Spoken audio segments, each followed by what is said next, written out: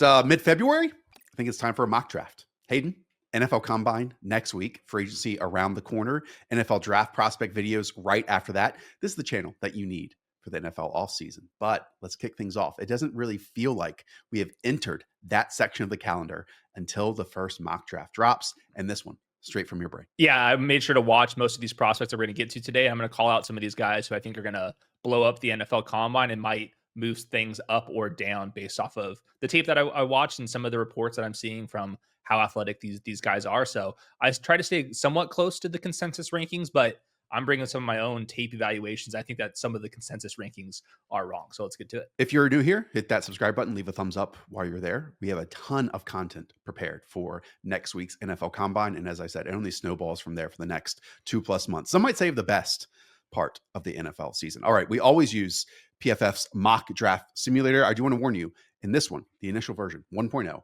no trades will be happening. So Hayden, at pick 101 to the Tennessee Titans, who are they selecting? I'm going edge rusher Abdul Carter. Obviously, quarterback is at the top of their list as well. I'm just kind of evaluating how good Abdul Carter is versus how good these quarterback prospects, and also potentially the quarterback carousel that we might be going on over the next couple weeks here with we'll see if Rodgers wants to keep playing. Derek Carr's a trade candidate. We have Kirk Cousins in the mix. There, Matthew Stafford. There could be a bunch of names that are moving. We'll iron that out over the next couple of weeks. I think all the quarterbacks are going to get done. But Abdul Carter, super athletic. Kind of reminds me of Micah Parsons. Obviously, the number 11 at Penn State's going to go there, but just super bendy, super explosive. And I did think that he was the best player in the draft. I'm not sure if he's like Myles Garrett, Nick Bosa. He's just not quite as physically strong as those guys. But in terms of this guy is probably going to have double-digit sacks for the next 5 to 10 years of his NFL career. I do think that's the level player that we're getting here. Yeah, even with a bum shoulder, he just took over that game against Notre Dame.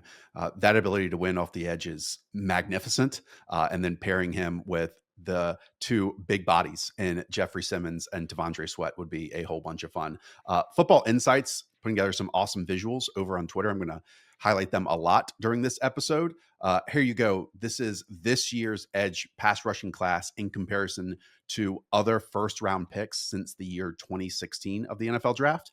Having 4 in this class in the top right quadrant is pretty impeccable. The y-axis true pass sets that they faced during their career, and then the x-axis overall pass rush win rate. And as you see, Abdul Carter up there near the top, right around like, Joey Bosa, Chase Young, heck, even Jared Verse, and his running mate last year in Chop Robinson, who, as we talked about every single week on the recap show, was an absolute menace off the edge. And like the final 2/3 of the season really emerged as one of the better young pass rushers in the league.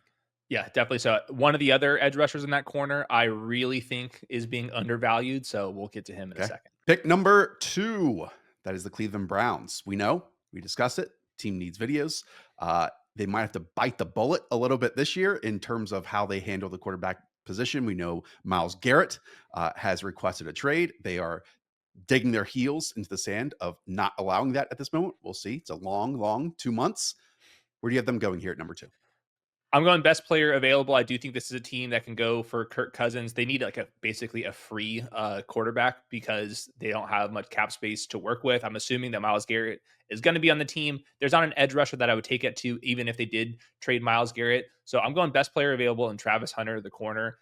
They're calling him a corner. The NFL Combine invited him as a corner. We saw Glazer many months ago say that most teams view him as a corner. And damn, is he impressive. I thought that his mirror skills were excellent. He is super lengthy. He plays the ball really well. He makes plays out in space as a tackler, which you wouldn't exactly assume because he is so skinny. So I think all of that stuff is like number one corner stuff. They obviously have Denzel Ward on the other side. So this would be the best 1-2 duo potentially in the NFL moving forward. And I think as a bonus, I do think will play some snaps at wide receiver where he's excellent, just chasing the ball up in the air. His just body control is like truly freaky. So when you play like 1,500 snaps in college, there was a game he played 163 snaps against Texas Tech. Like at some point you have to say, this is a generational, like unique prospect. And I'm just going to be betting on that. I do think that Travis Hunter, it's Abdul Carter and Hunter. And then to me, it's the rest of the draft class. Hayden throwing out the G word 5 minutes unique into this episode. And he is. Generation unique. The Browns had the fewest amount of interceptions in the NFL last season at 4. And then when I watched just a bit of Travis Hunter so far, I think a lot of people might assume it's these downfield go up and get it like a wide receiver ball skills. So much goodness was driving on the football in the flats and kind of Yep. anticipating that. And whereas, a lot of other corners might attack the man or attack um, the assignment that they have in front of him, he's making a play on the football. And so a lot of those like easy receptions or check down receptions, he's making a play on the ball. Yep. And that is, like you said, unique. Okay, this is going to vary for every single team. I know he's in the player pool over on Underdog Fantasy, which you all can draft right now, all of these rookies that we're about to talk about. Overall, what would you expect the split between corner and wide receiver? Again, just an overarching question. I think he'll play full-time snaps as an outside corner, and I think he's gonna be great in a man coverage scheme like what the Browns have done at times. And I think as a wide receiver, he's probably gonna be stuck in the 5 to 15, 20 snaps. I do think that's kind of like perfect for him. I think it's asking a lot, and we just don't see that in the NFL playing two ways at full-time snaps. I do think he's such a good wide receiver, though. I mean, he caught like 96 passes for a ton of yards, 15 touchdowns as well. That if I drafted him, I would be sprinkling him in there just a little bit. So maybe it's third downs, maybe it's in the red zone, but I do think that if he's just like a third down outside wide receiver and in like 3rd and 9 situations, I do think I would be rushing to get him on the field. I will add the Browns are already spending the most money at the cornerback position across the league at $44.8 million. So something to consider there. But like you said, if it's top 2 talents in the class and you have a top 2 pick, then that one makes sense. Okay. Yep. New York Giants at number 3. Where's Joe Shane and Brian Daboll going in their gotta have it off season? Right. So I'm assuming that the Matthew Stafford trade that we're talking about, there's a chance that can happen, but I think the more likely scenario is that it doesn't happen. And in that scenario, let's go with Cam Ward, who I think to me is the best quarterback prospect. I think that's what the consensus rankings are going to bear out. He just has way more physical traits than Shedeur Sanders does.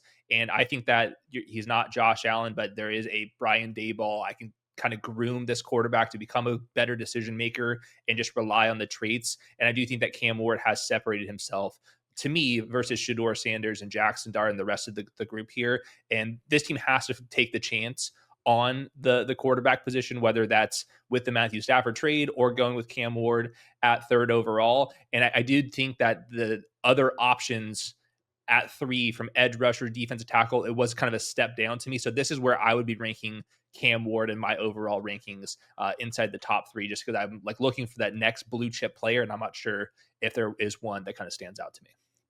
Yeah. Either way, we're going to know if they're going to select a quarterback in the top 5 or trade for one or go after one in free agency. And now I say that, but we were all stunned by the Atlanta Falcons going for Michael Penix last year in the draft in the top 10 after they already signed one in free agency. But I would say that is an unlikely thing to happen once again. I just want to point out, because I'm taking the seat of a lot of you that maybe didn't watch a whole bunch of college football on Saturdays and are catching up to this entire part of the NFL calendar. Cam Ward, 3 schools in college, 2020 to 2021 Incarnate World, then Washington State, and then transferred to the University of Miami this year. The most touchdowns, I believe, in college football history, if I'm not mistaken. That's That pretty checks incredible. out. We have that prospect Yep. in this class. Okay, next up, New England Patriots at number 4. I'm going with Mason Graham out of Michigan, defensive tackle. They have like a premier player at all the important positions on defense, but they lack depth everywhere. I think that if either Hunter or Abdul Carter, for goodness sake, falls to 4, those would be the top options. Assuming those guys are off, I'm kind of looking for the next guy. Consensus rankings wise, it is Graham. I watched Graham. He is like going to be fighting through gaps. He's really, really agile, really explosive among defensive tackles. I think he's going to offer more pass rush juice for you. He also held his own against the run. He's not super powerful. I think that's going to be like the little difference if we are going to nitpick his game. But I do think the defensive line was just not good enough last year. Vrabel's obviously going to want to take care of that as soon as possible. And I'm just looking for the offensive tackles in the class. And I'm not sure if there's one that completely stands out as a must draft selection. So curious what they're going to do here. I'm assuming that they're going to go inside the trenches with this pick. But I don't think that there should be a consensus of who the Patriots are taking, just because I didn't see a player that was like a must have at 4th overall. Yeah, I mentioned this when a local writer pointed out that T. Higgins was going to get franchise tag. That to me, that kind of shifts the possibilities of what the Patriots are going to do in free agency, where it could have been offer T. Higgins the most money of anyone and then go after one offensive lineman. It wouldn't be shocking at all if they pull off what the Carolina Panthers did last year and sign two very, very, very high priced free Yep. agents along the offensive line. I'm a huge Christian Barmore fan. He is one of those pillar position players like you're talking about, that if he's healthy, if he's recovered from the blood clots, because I believe he only played 3 games last year, Yeah. then he kind of locks down this spot. He is less of a nose tackle and more of like a three technique style. And Mason Graham, and by the way, I'll pull up these visuals once again. Going back over the last two draft classes, Mason Graham at the B gap, three tech, 75% of the time. As you're pointing out, I think a lot of people are focusing in on his pass rush win rate, and it's fantastic. Dude also can stop the run at his size. Yep. He was a wrestler background. He's like short and stocky. And just like he will fly through the gaps on the first step. And that's kind of how he made a lot of his tackles against the run. It's not that he's like necessarily holding his lane and then making a tackle. He's like firing upfield and making a tackle for loss. So a really unique player. I'm not sure if he's going to be for every single team, but he did have the best first step of the defensive linemen or defensive tackles that I watched. For everyone who's followed the channel for a long time, again, if you haven't, join us. We would like to think that we cover the offseason differently than a whole bunch of channels out there. To me, athleticism really matters at certain positions, especially ones that are one-on-one matchups. Oftentimes, interior defensive linemen, and especially edge rushers, are that way, because if you have a natural athletic advantage over your opponent, again, that is a natural leg up that you have in a game that kind of can be built on either size or athleticism, technique. But if you have all three, that's pretty cool package. So I'm definitely have my eyes peeled for these interior disruptors, definitely the edge rushers. Now on the opposite end, talk about offensive linemen. We'll discuss that in a moment too. And then wide receivers and corners, one-on-one matchups. Pick 5, Jacksonville Jaguars. As of this moment, we don't even know who their general manager is going to be. So why don't you sit in that seat and figure out who you're going to take at number 5 here? This gets complicated really quickly, and I was actually struggling. I went to Twitter to see what you guys thought about who would be the right fit, because they theoretically have tackle solve. They theoretically have edge rusher solve. That's kind of the positions that are like best player available. I went into over the cap, and you start looking at the contracts that they can kind of shed here. Christian Kirk and Evan Ingram are clear cut candidates to me. We'll see if they do go that route.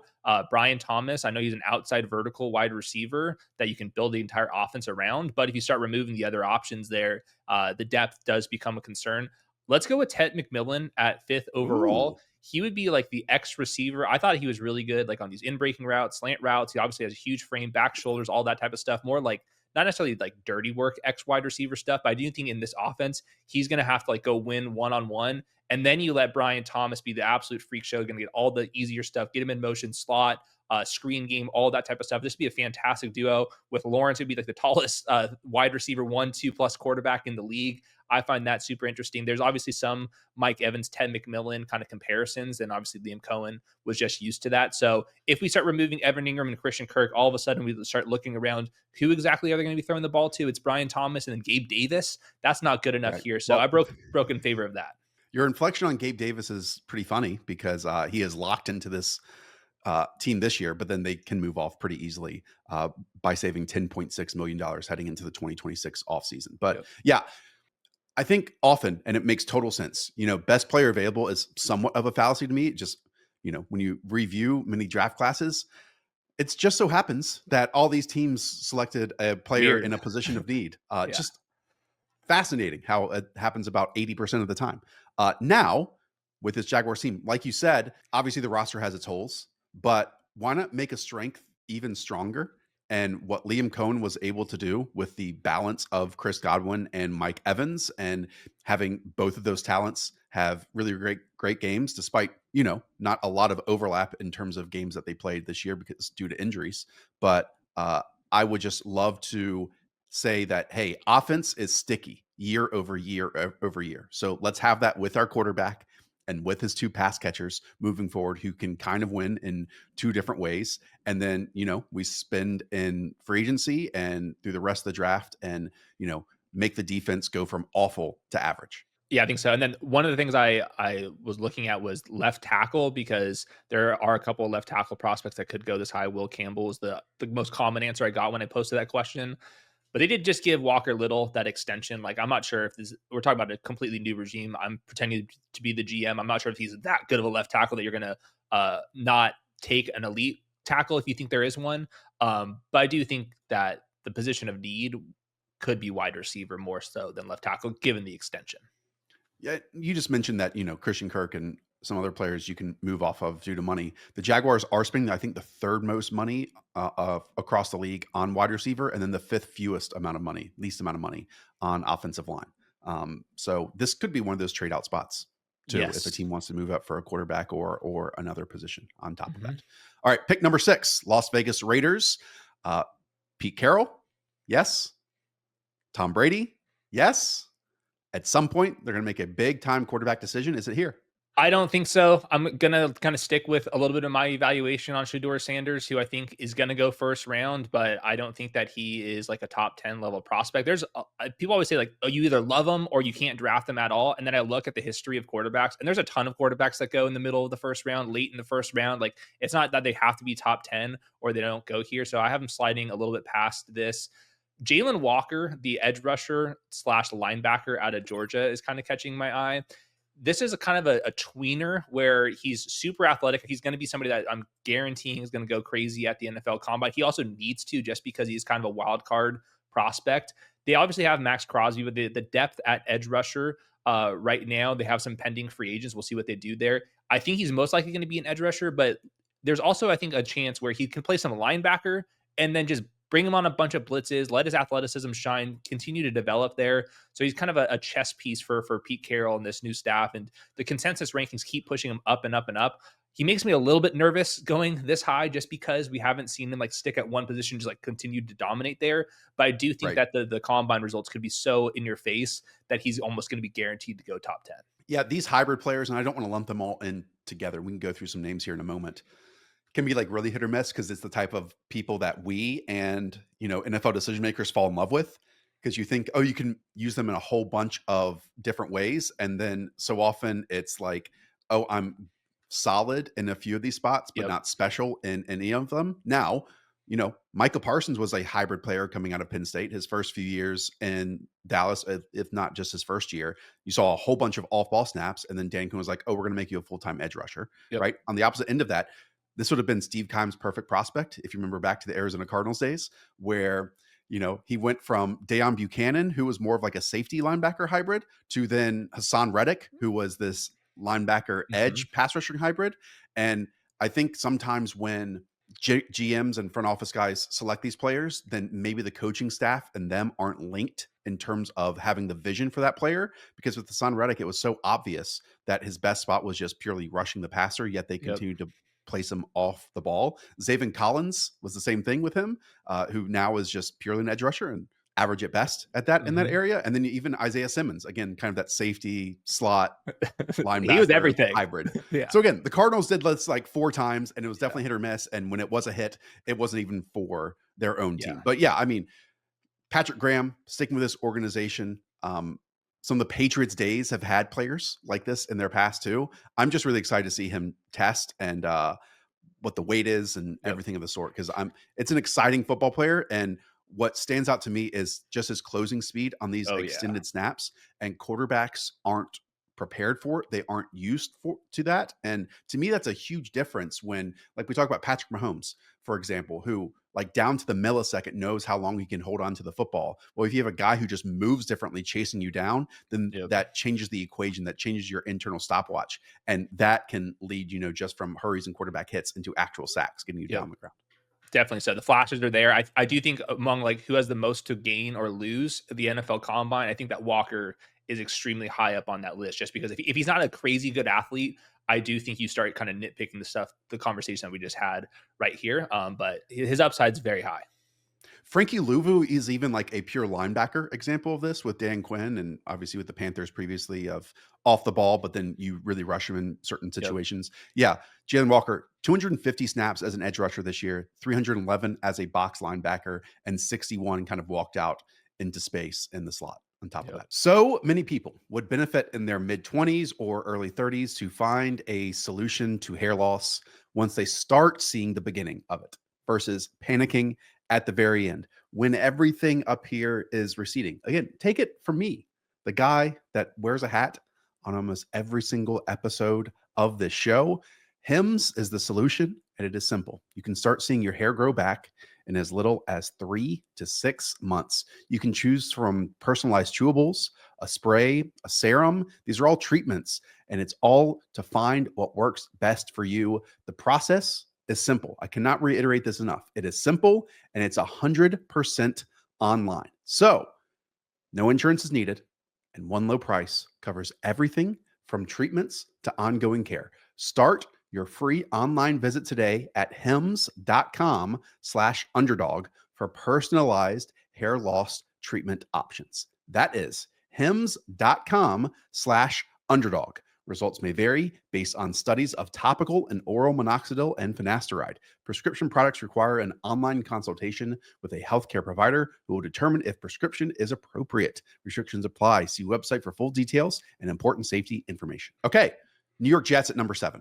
So right now, right tackle, Morgan Moses, he's a free agent, and I found a tackle prospect that I absolutely love out of Missouri, Armin Membu. He's an early declare, and I've been watching all of these edge rushers, and whenever they go up against this right tackle at Missouri, they do absolutely nothing.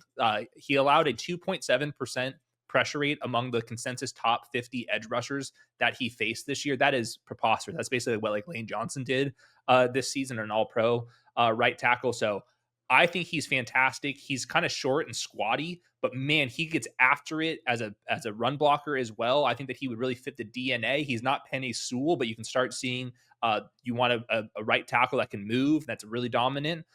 With Aaron Glenn, that's something that he's used to, and this would like really kind of fortify the investments on the Jets offensive line. So if they can't get the quarterback figured out this offseason and the next one, like at least give this bad quarterback, if you will, at least a chance out there. So I think that this guy is being ranked too low, and I think that a good combine from him, he can go up into the top 10. I thought that he was really dominant at right tackle. Yeah, the perception has totally changed, and we say this every offseason between left tackles versus right tackles.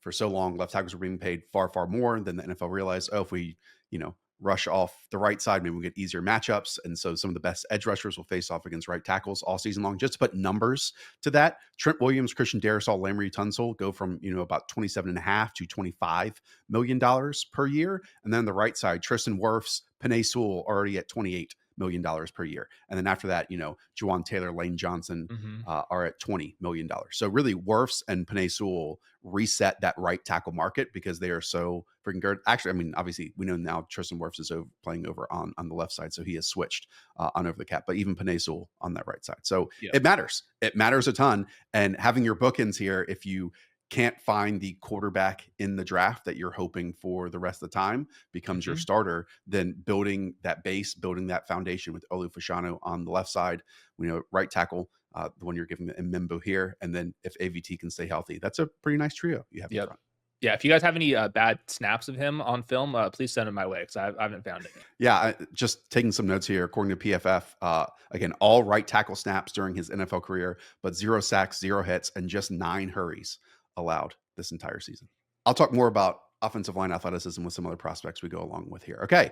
I think the Panthers might be in a bit of a conundrum here because, as of now, and again, we have 2 months to go, and frequently the NFL Combine unleashes a few top prospects that we then reset and put them at the top of the class. But, Mason Graham, Tet, Abdul Carter, Travis Hunter, all names, Jalen Walker, all names that the Panthers likely would want to be into here at pick number 8. They're all off the board. So where do they go? This is really tough. And the Panthers have a bunch of needs. Like we've talked about wide receiver being a need for them. All the defensive line, look at any of their numbers. They were terrible against the run as well. So that's kind of where I'm leaning towards. If Jalen Walker, who I think would be a great fit with Carolina, if he's off the board, let's go down to Michigan again. Kenneth Grant, defensive tackle. And boy, I think this guy is being ranked way, way, way too low. He's more of the inside defensive tackle, not the 3 tech. You can get him over at nose tackle at times. This guy to me was dominant against the run. He's so physically impressive to me. He's much bigger than Mason Graham up front. He's an early declare. He was number 3 on Bruce Feldman's freak list. He's going to go crazy at the combine. I watched him a couple times on pursuit against like running backs and like on interceptions and stuff where he's out blocking in space. It does not make sense how fast this guy is. And then also on some of these run stops, he is getting through these gaps so quickly for somebody as big as he is. So he's like got 95th percentile size out there. If they need to stop the run, which guess what? This was a miserable defensive tackle team last year. I do think that Kenneth Grant would definitely be a huge step in the right direction there. And I also think that he has a chance to develop a more of a pass rush skill set, because I think he's going to come into the combine and test like one of the best athletes, regardless of position. Wow. That would allow him to break the ceiling, like we just talked about, in terms of being a high profile prospect. He's 21 years of age, I believe. Yep. Maryville, Indiana, 340. 6'3", as you can see here. The production wasn't close to some of the other guys around him. I mean, I think part of that is playing 31% of his snaps as a true nose tackle in the A gap in comparison to everyone else that you see here. 7.9% stop rate and run defense, 9.4% win rate on pass rush stuff. Yeah, I mean, Derek Brown going down the first game of the season last year dismantled the Panthers defensive line. Shy Tuttle's namely their nose tackle. He almost certainly is going to get cut. A'Shawn Robinson had a really good spell as like a 3 to 5 technique as well. So Derek Brown coming back, A'Shawn, and then Kenneth Grant at nose tackle. You know, if he's just a regen of DeMarcus Lawrence at the nose tackle spot, that'd be pretty sweet.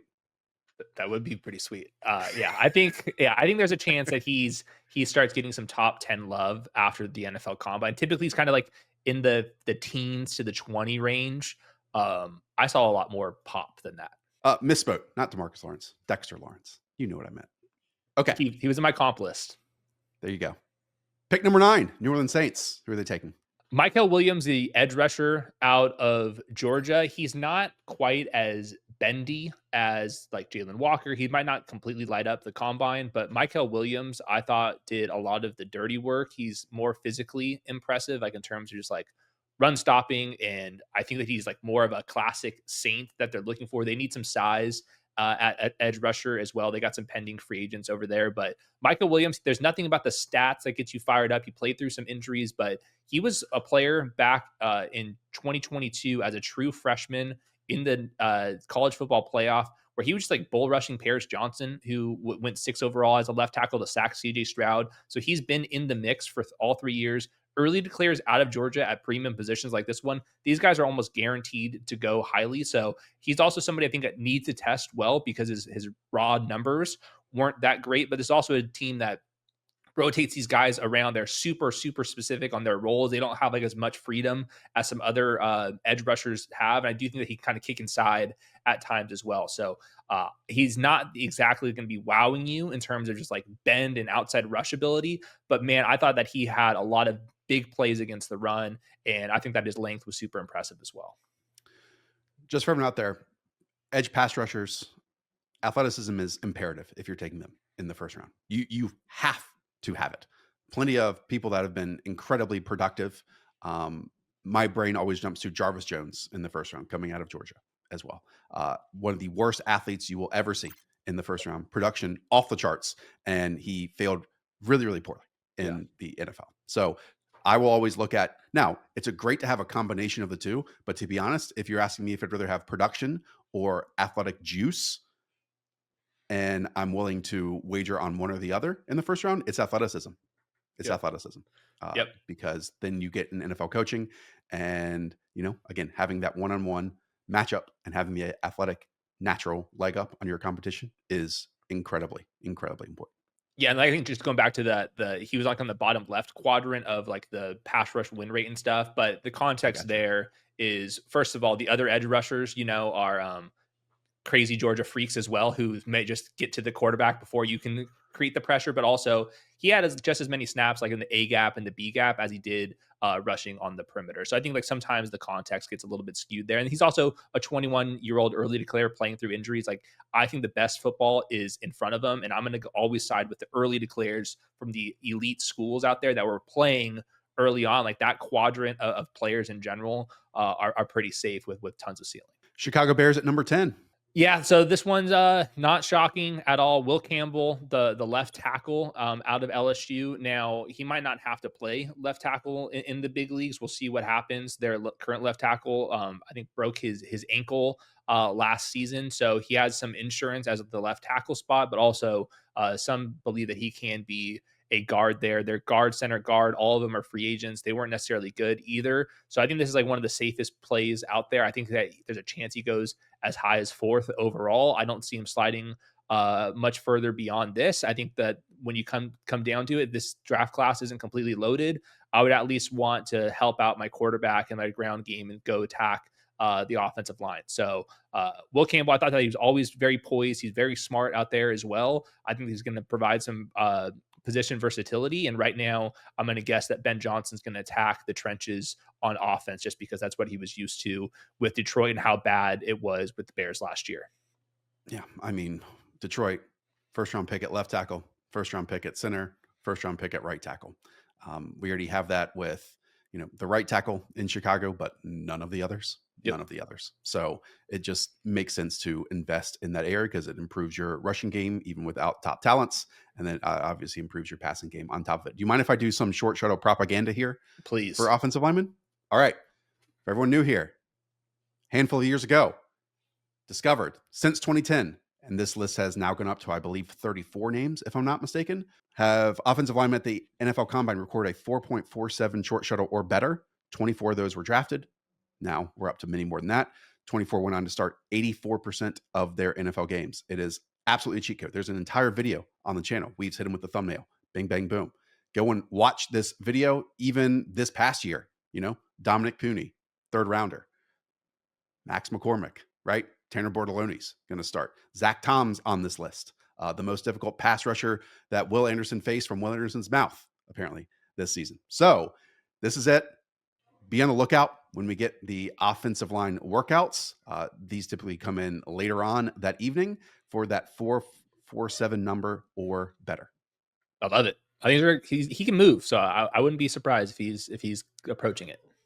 And again, oftentimes, like they're 2nd, 3rd, 4th, 5th, 6th rounders. What I love even more is when they are those day 3 guys again, like Zach Tom, like Jason Kelsey, like Charles Leno, for example. Like these guys even go on as late rounders and hit because it makes sense. If you can move laterally, you can mirror in pass protection.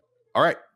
And run blocking too. I mean, there's a reason why the 49ers are going out there and adding 4 of these names last year. 4 short shuttle guys, which you have my number, Kyle and John. All right. Next, speaking of San Francisco 49ers, up next. Defensive tackle is like such an obvious standout need for them. They always go into that position. Unfortunately, I just gave your Panthers Kenneth Grant, who I think would be a great fit here. Let's go to corner because Charvarius Ward is a free agent. I'm not sure if they have enough money to retain him. Get younger here and go with Will Johnson. Will Johnson, I see comped or at least in mock drafts go as high as top 5.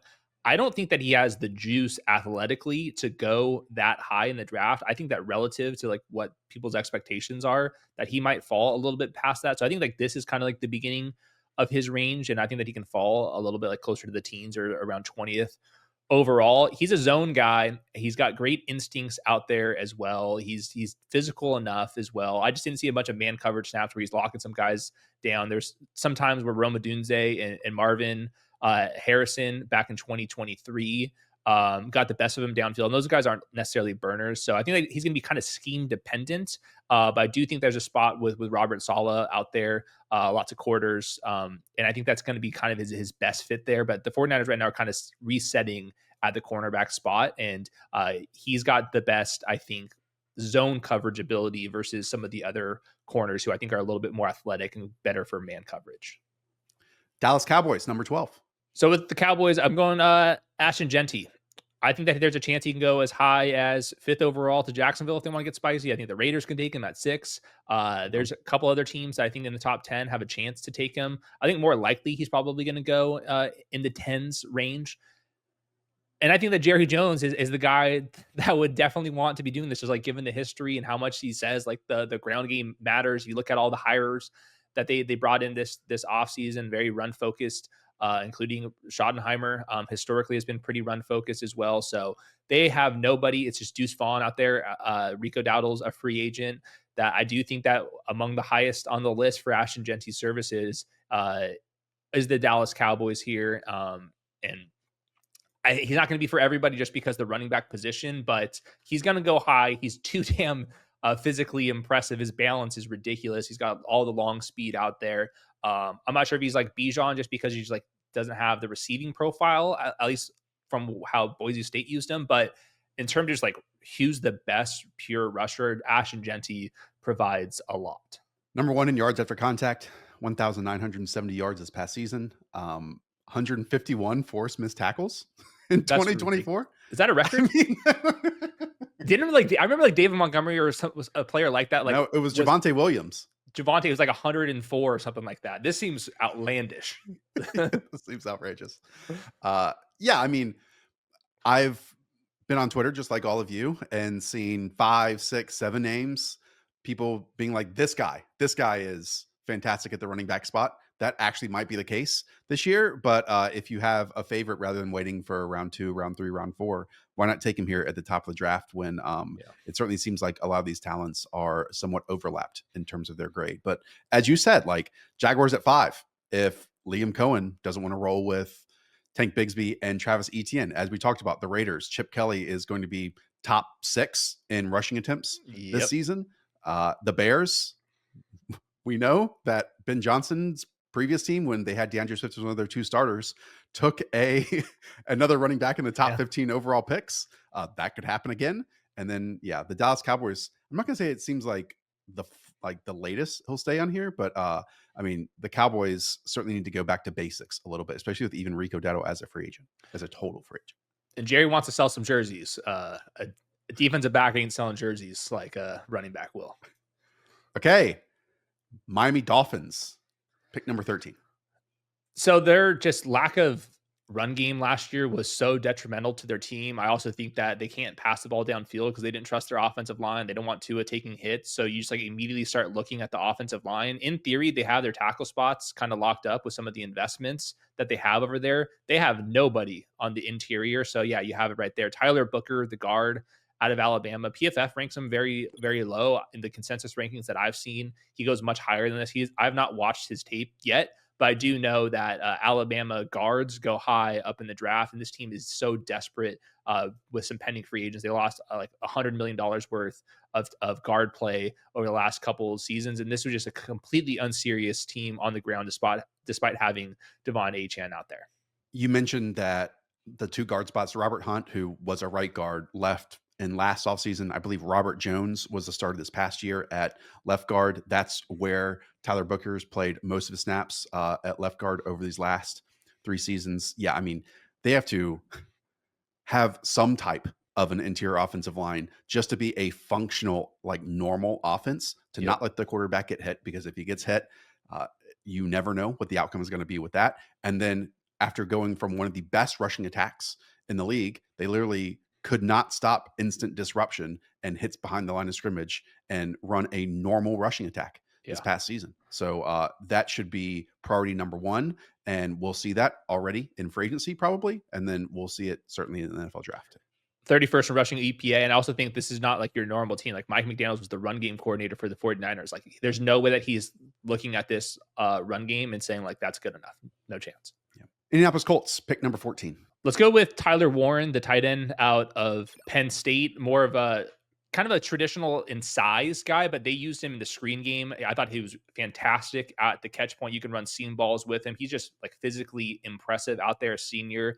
Lots of production, like really freaky production at Penn State, more or less operated as their wide receiver 1 at times. So you see some of the creativity, the underneath targets for him, but also he's going to be a presence in the red area. There's a lot of pending free agents at the tight end position for the Indianapolis Colts. I've seen Warren mocked as high as like 7th overall, 5th overall, kind of in that range.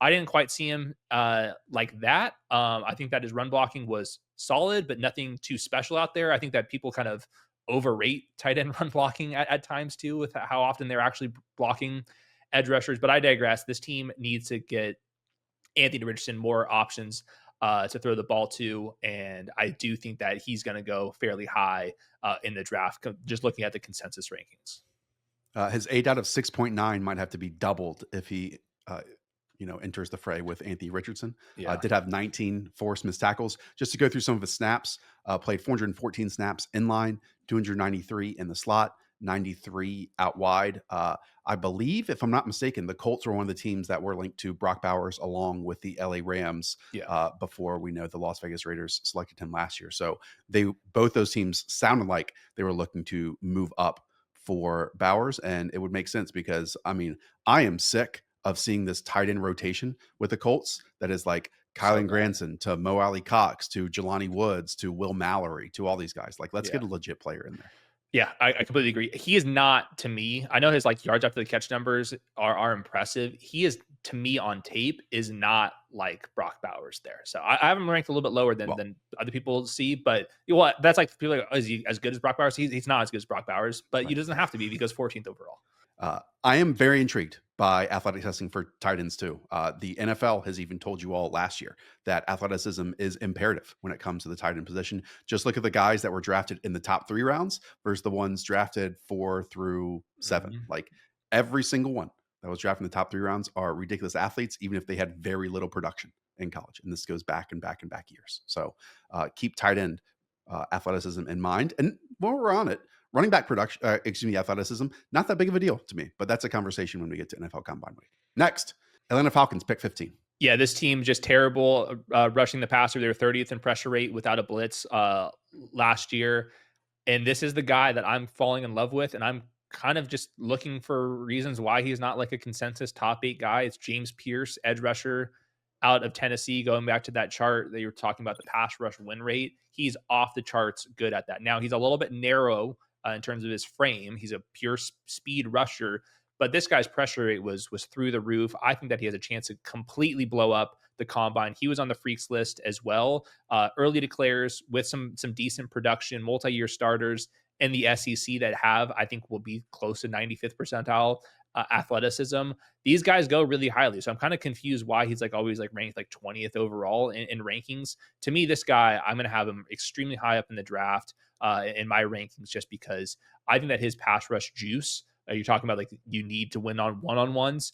Like watch this dude and you can start envisioning somebody getting a bunch of sacks in the NFL. Yeah, if you combine sacks, hits, and hurries and divide that by the number of snaps he actually played, he has the highest percentage in this class of the win rate.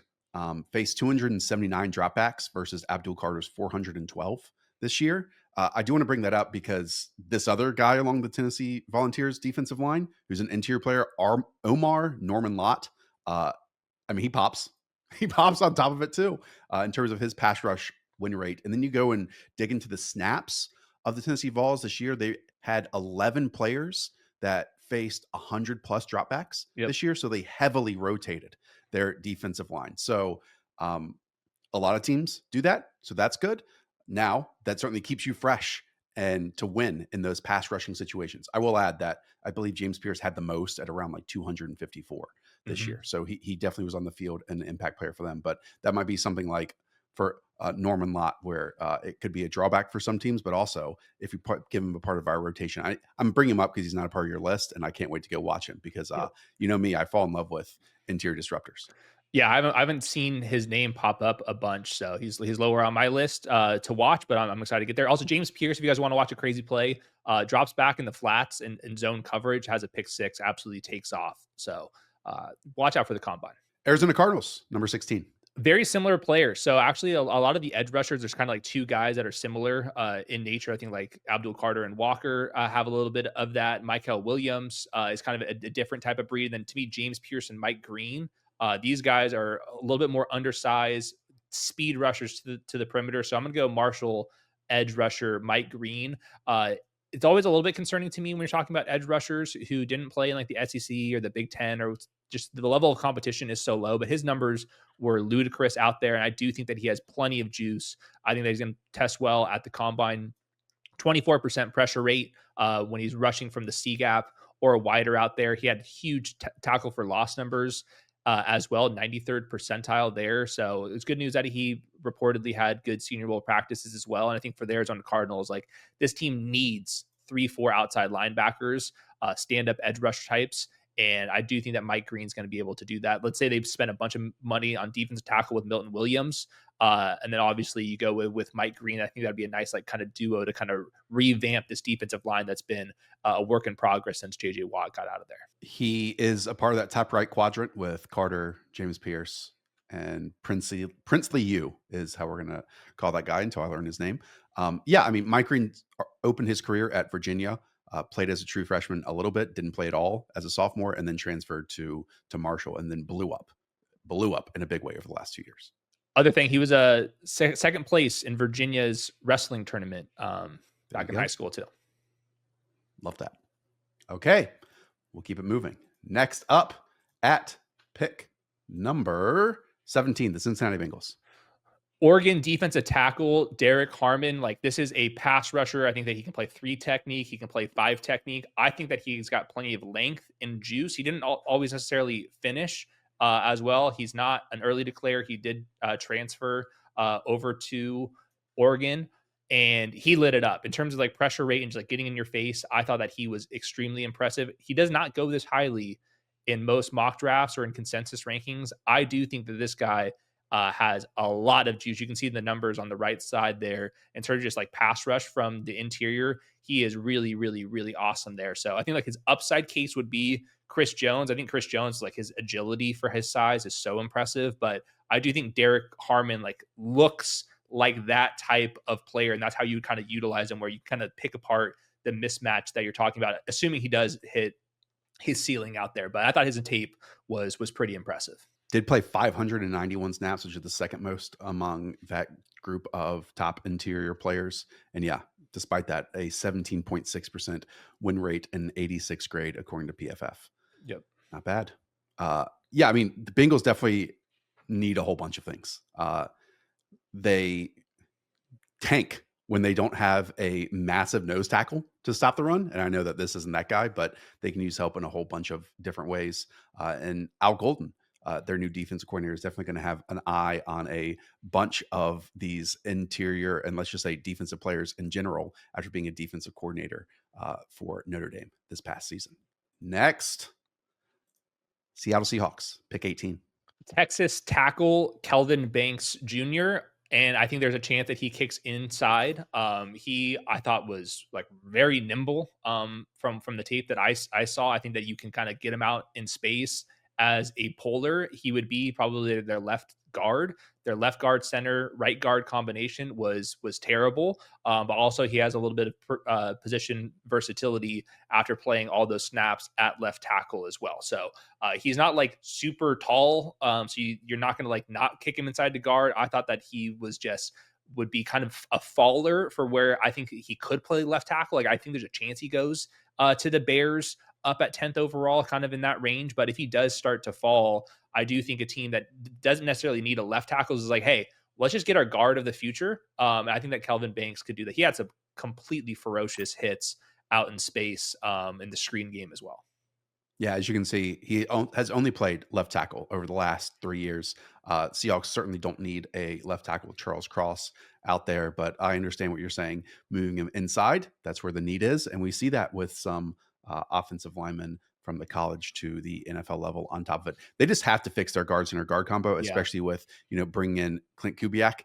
They also need to be athletic because, we have seen Clint come from the 49ers and then also with the Saints. Outside zone, wide zone is going to be a huge part of this offense. That is something to keep in mind too with any offensive linemen that are projected to the Seahawks this year.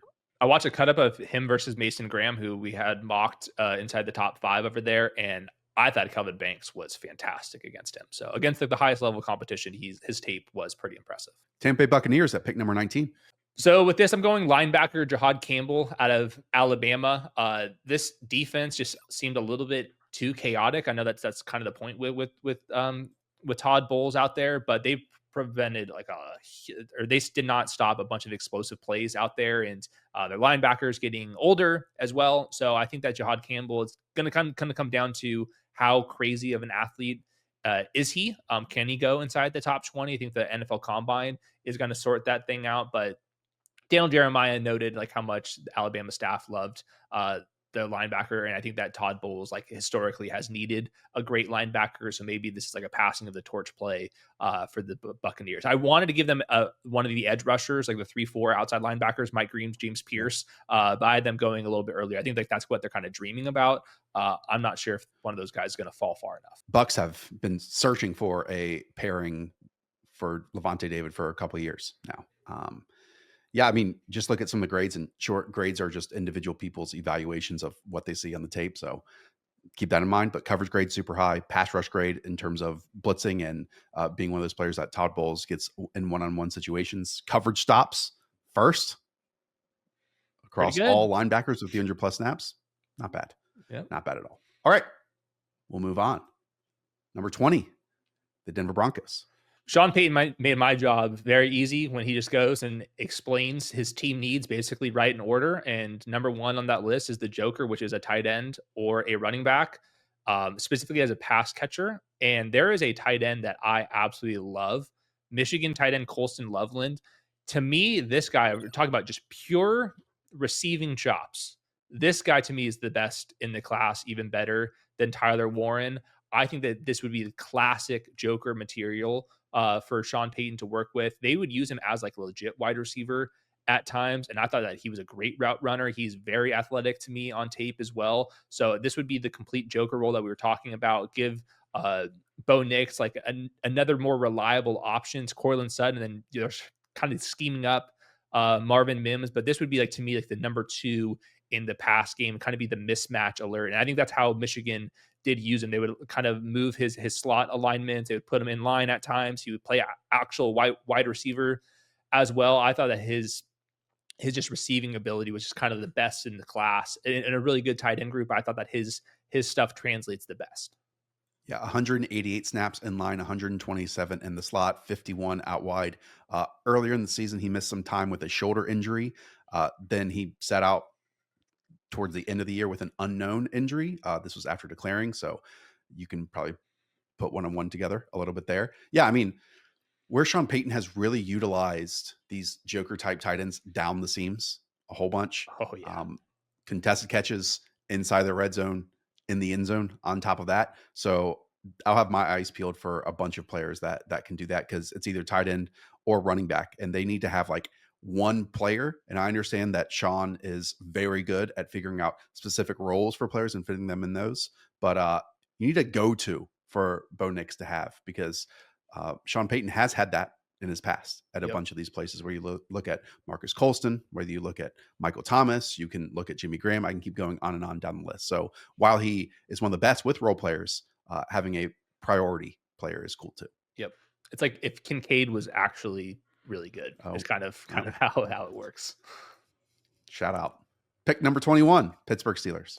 Okay, Shedeur Sanders comes off the board here. I think that if we were talking about including trades here, maybe the Steelers go up and get a little bit more aggressive and don't sit here at 21 overall. But the Steelers team at the very top of the list is where they just need to shake up the quarterback group. We'll see if they view Justin Fields as a starter. I think the NFL at large said we're done with the Justin Fields stuff. Maybe Russell Wilson is brought for a year or two back. But even if that is the case, they do need to find a long-term answer out there. I'm pretty sure Mike Tomlin's tired of the quarterback room that he's been dealt with over the last 5 years, going back to when Ben Roethlisberger was aging out. Shedeur Sanders, to me, is he provides some value athletically. He's not physically dominant in terms of his size. So there's some times where he just gets brought down with sacks. There are some times where he holds on to the football a little bit too long. His accuracy is really good. I think his decision-making as a passer is really good. He can throw the ball to the perimeter, not like necessarily like on a frozen rope, but I just think that his touch is pretty good. So I don't see like the wow ability that he's going to be a top 10 quarterback in the NFL. I don't think the Steelers are necessarily saying that he has to do that either, just based off how good their defense is, how Mike Tomlin wants to run the ball. So kind of confusing as an Arthur Smith fit, but at some point the Steelers can't get picky here. And I do think that Shedeur Sanders is going to go closer into like the maybe the 6th overall to like this range than like to the Giants at 3rd overall. Very low turnover worthy play rate at 1.3% this past season. That is music to their ears when you consider why Russell Wilson was probably given the job is because he didn't turn the football over, and Justin Fields, maybe some skepticism on their part. Yeah, I mean, Steelers too good for their own good. Yes, to be picking in the top 10 over and over and over again. So I will say, if they're able to get Shedeur Sanders at pick number 21, that has a bit of a Kenny Pickett vibe to me of just being able to sit there and wait for a quarterback to drop. But we will see. Yeah, see. I'll go no comment. The Los Angeles Chargers at pick number 22. I'm going to go with the kind of do everything corner out of Texas, Jedi Barron. He played outside corner last year, but he, to me, looks like a nickel corner in the NFL. I thought his instincts were really good. He's a good tackler. He's big. Now, in man coverage on the perimeter last year, he was really, really solid in terms of just like coverage yards per snap. I'm very curious to see if he has the athleticism to survive as the outside corner. I do think just the fact that he can do kind of everything is a feather in his cap, but I do think that he would be an excellent slot corner, kind of take away the premier slot wide receivers. I think he's going to be very good against tight ends as well. He was very productive on the ball, like a ton of tackles. I believe he had like 75 tackles a couple seasons back because he did play some linebacker as well. So very versatile player. And when I'm kind of thinking about the Chargers defense out there, they ask these guys to do a lot in terms of just the amount of coverages that they run. And I think that Barron would be kind of right up their alley. This is a guy that Daniel Jeremiah put in his top 10, where consensus rankings had this guy in the 40s.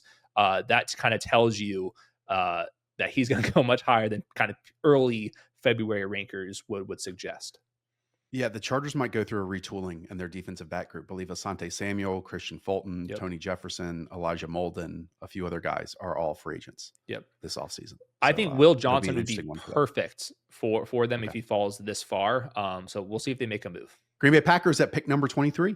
Matthew Golden will stay in Texas. Outside wide receiver, he kind of emerged later in the season. And I think if we're going to go give Josh Jacobs a guy, we're huge Josh Jacobs fans on this program.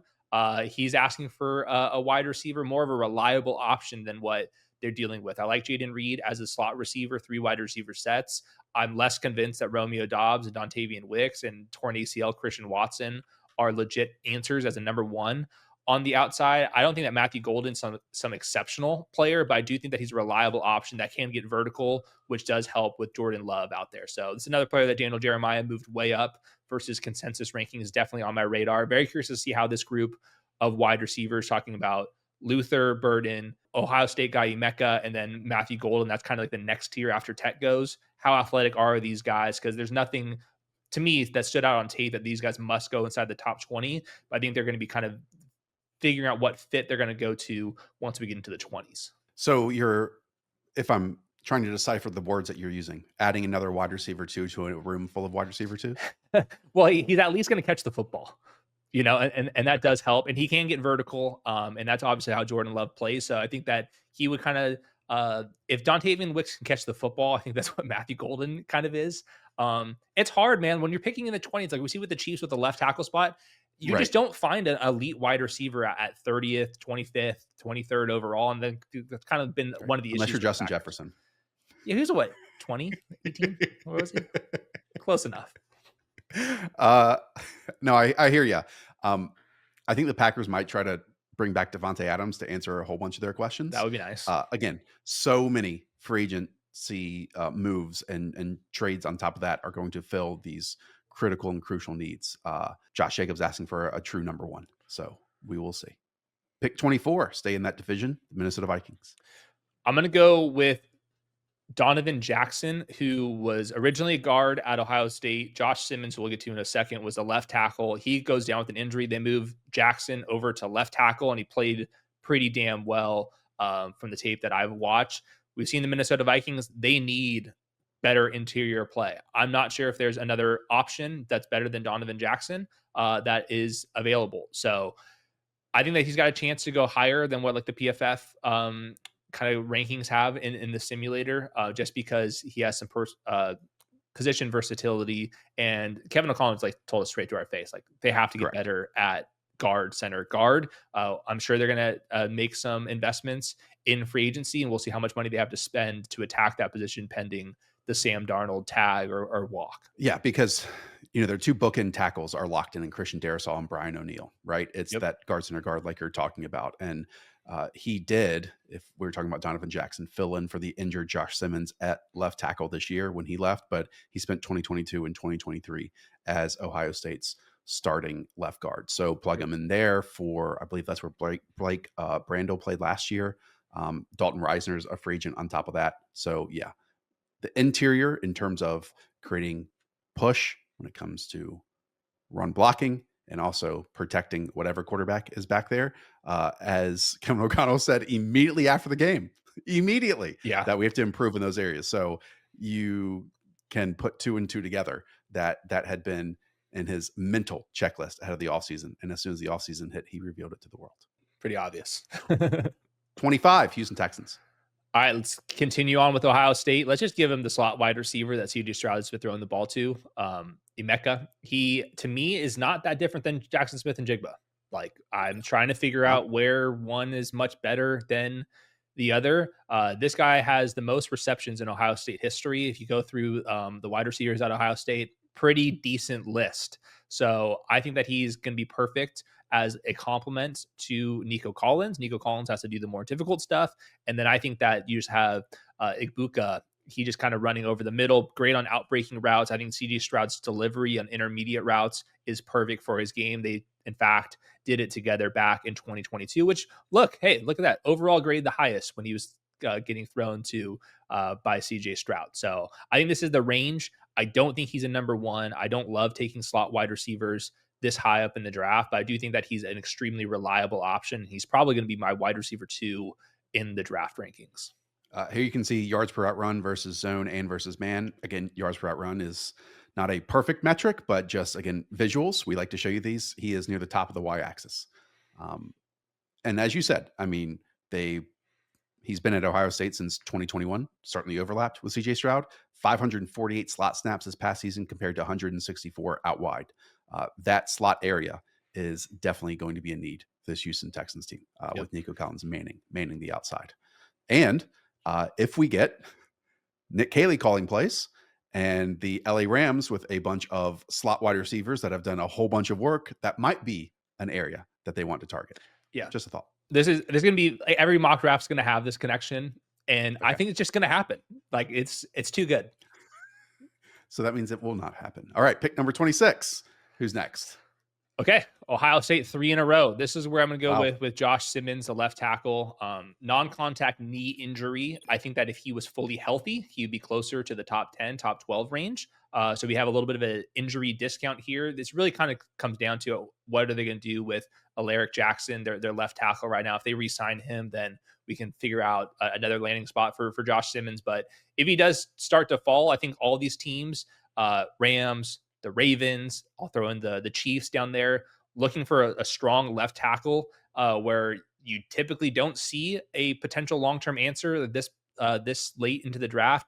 I think that these teams are going to be like willing to take on the risk for Josh Simmons out there. So hopefully we get some answers at the NFL Combine where he is at in his recovery. You always have to take those with a little bit of a grain of salt, but I thought that if Josh Simmons was healthy, that he was going to go inside the top 15. So I don't see him falling much further than this just because it's not like the greatest draft. And he has probably more upside than a lot of the players that are going to be selected around him. He has 800 snaps at right tackle in 2022. So 3 years ago, then has played every single snap at left tackle since. Only played 306, like you said, tore a ligament in his left knee in October. So we will see. We will see how teams decipher that. And I'm sure we'll find out after the NFL Combine if he has to go back to rechecks and how his medicals turned out, because that will be very, very important. 3 Ohio State players in a row. Not much of a shocker that they won the national championship this year. Yeah. All right. Cool. Pick number 27, the Baltimore Ravens. Shamar Stewart, an edge rusher out of Texas A&M. I'm struggling with this guy. To me, he's a little bit almost tweenery, where like Darius Robinson last year, whereas like he's listed as 290 pounds. I'm not sure if he's that big, but that's a big boy edge rusher. Now they rush him on the C gap all the time. His numbers didn't like wow me, and where I'm almost like can we move this guy inside and like let this guy be a freak show? Sometimes the Ravens are like a little bit more creative in how they're going to use their players. And I do wonder if they would get the most out of him. He's a very physical presence. Just look at his size. It kind of explains that. But some people see his movement skills at his size and like, this guy can go top 10. I guess that's theoretically possible. I didn't see it on tape, like play after play after play. I thought some of the best offensive tackles in the class got the best out of him. But depending on how his athletic traits at the NFL Combine stand out, if he is like a freak show out there, freak show edge rushers from the SEC, these guys go round one. Yeah, I am itching for a freak show edge rusher at 290 pounds. I mean, that would be a lot of fun. That would be a lot of fun. So, Shamar, let's go work out in Indianapolis next week. All right. Detroit Lions at pick number 28. Love this fit. Walter Nolan, defensive tackle out of Mississippi. He is a interior disruptor, kind of gap shooter type. He's not like some crazy physical presence on the interior. He's just more of a pass rush specialist out there. The Lions have some work to do on the interior, depending on free agents. But he would have a lot of one-on-one opportunities with Aiden Hutchinson on the outside, and he would be kind of on third and long interior pass disruption. I think that this was kind of his range. He's kind of an interesting guy just because his like run numbers, like you said right here, are really good. Because he can like attack guards on the inside and kind of cut up field. But there was also some reps where I did think they got pushed around a little bit just because they didn't have the mass of like your typical defensive tackle. So I think the combine's going to be important for him. But at the end of the day, this is a premium position. We're talking about the SEC, and the consensus rankings do have him in the 20s. Yeah. DJ Reader was their space eater last year. I'm just reading between the lines that Walter Nolan's more of a 3 technique. Obviously, they gave Oli McNeil a massive contract this past season. And so the Lions are such a fascinating team. Obviously, new coordinators, so many injuries, injured players coming back. They got a lot of guys that probably weren't going to get as many snaps, a ton of snaps this year. So Brad Holmes, though, on maybe the biggest heater other than Jason Light in terms of GMs out there. Yeah, so that's for sure. We'll see what he does at the end of round 1. All right, Washington Commanders at pick number 29. Where are they going? Luther Burden, Missouri wide receiver, slot type. Love this. This is textbook right here. Like, let's just give me an A+ for this mock draft right here. Terry McLaurin, vertical, and then Cliff Kingsbury, all the slot stuff, all of the RPOs. You can start getting a lot more of those to Luther Burden. I didn't think they got anything out of Luke McCaffrey as a rookie. Luther Burden just way more athletically impressive than that. He was fantastic. And ready for this, slot fades. I thought his ball tracking for the position was great. That's what Jaden Daniels likes to do. Like, this to me would be a perfect fit for what they're trying to find. I don't think he's a number 1 wide receiver. He didn't produce like a number 1 wide receiver, not even close to that. I think that's the thing that we're kind of like trying to parse through is like, why was his sophomore numbers so ludicrous, and his this last year numbers weren't nearly as impressive. I think that he's a number 2 in this league, but that's exactly what the Commanders are looking for. And I think that he's not going to be for everybody, but I do think that he's like very much ideal for what Cliff Kingsbury and Jaden Daniels are so good at. Luther Burden forced 30 missed tackles this past season. That's the most in the class. Commanders 11th in yards after the catch per completion in the league, but that number was just above league average. We could see them be top 5 next year with some extra players. You know, that's yards after the catch numbers with Noah Brown, Olamide Zaccheaus, Zach Ertz, you know? Yeah. So if we get some juice, like, to me, the Panthers were finished last in the NFL last year when it comes to yards after the catch. If somehow, some way, he's at like the end of round 1 or the top of round 2, then like that's a perfect player for them, because it's really nice when you can throw down the field, but creating explosives after the catch and winning in isolation's a pretty freaking big deal. And screen teams, all that type of stuff. That's a part of Cliff's repertoire. So Luther Burden would make a ton of sense at this spot. He did play a ton out wide as a freshman, I noticed. And then these past few years, it's a ton of the slot. So at least he has tape on both sides. Yeah, I think that his ball tracking at least gives me like, you can kind of envision that he can be a 2 wide receiver set player as well. I see some people like mock him inside the top 20. I'm not sure if I saw like the total package, but I do think like a round 2 player that goes at the end of round 1, I think that's kind of the range that we're talking about. Pick number 30, Buffalo Bills. Malachi Starks, the safety out of Georgia.